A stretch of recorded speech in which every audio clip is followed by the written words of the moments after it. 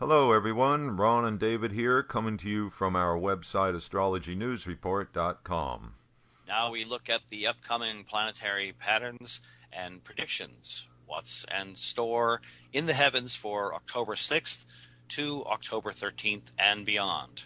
Mars is now in Leo as of Saturday, October 5th. Mars is happy in the sign of its friend, the Sun.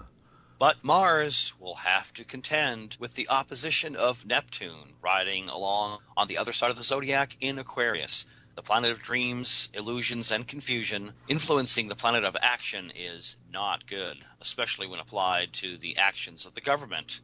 Thus, the situation with the U.S. government shutdown can only get messier over the coming weeks.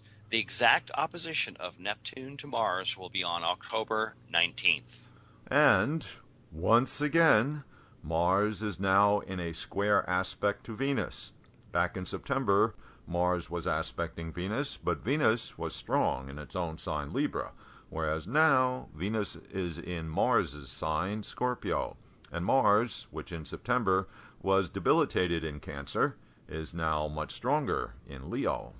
Also in September, Venus got some protection from the benefic trine aspect of Jupiter, and this is no longer the case. So it looks like Venus is in store for some bad juju.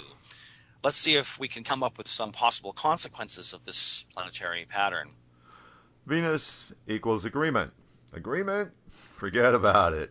This is way less likely now than in September, but maybe with the contribution of some forceful realization, in other words, Saturn, the reality check planet, which is still in Venus's sign Libra. Anyway, Venus is also value and finance. The attack planet Mars is not going to do financial markets any favors. The debt ceiling is like a dark cloud on the horizon.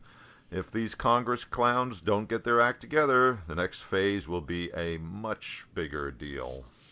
Venus is also guidance as well.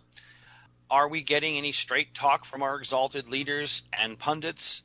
Don't depend on it. Mars is sending an inimical square aspect to Venus. Just gives us more passionate argument and resistance. Scorpio is a fixed sign, not likely to change.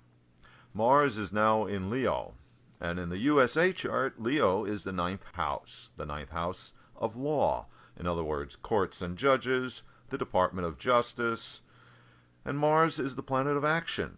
Thus we get actions by the courts, actions by the Justice Department. Alrighty, we have the DOJ, headed by Eric Holder, going after the voter ID law passed by the Republican government of North Carolina as being a deliberate attempt to restrict the black vote in that state. And tomorrow, Monday, October 7th, the Supremes begin their next session, with Mars now in the ninth house of the USA chart. You can expect some action from that quarter and likely some controversial cases. In fact, first up on Tuesday, the Supremes will be hearing a case which is like part 2 of that infamous Citizens United case which gave free rein to corporations seeking to donate to campaigns. In other words, controlling the outcome of our elections. This case challenges the cap that currently exists for individuals contributing to political campaigns. If this case is successful, your local millionaire will be able to buy the election of your representative.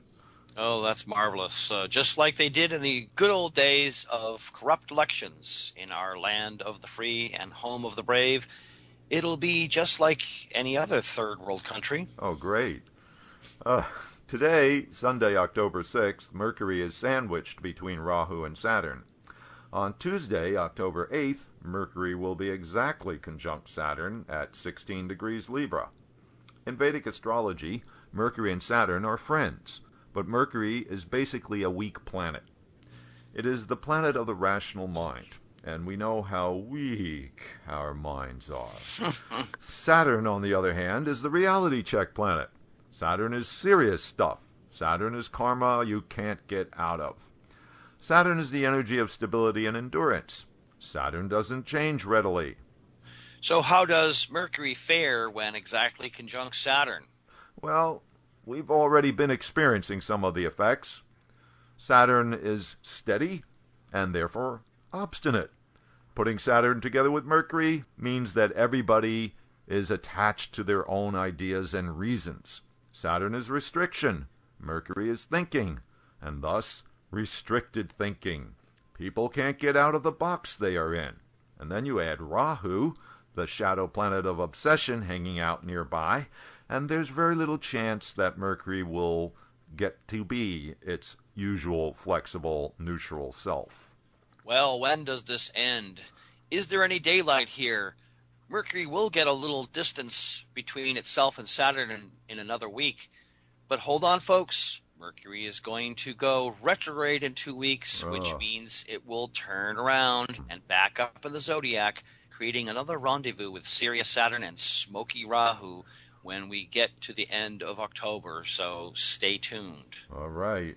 We'll watch for that.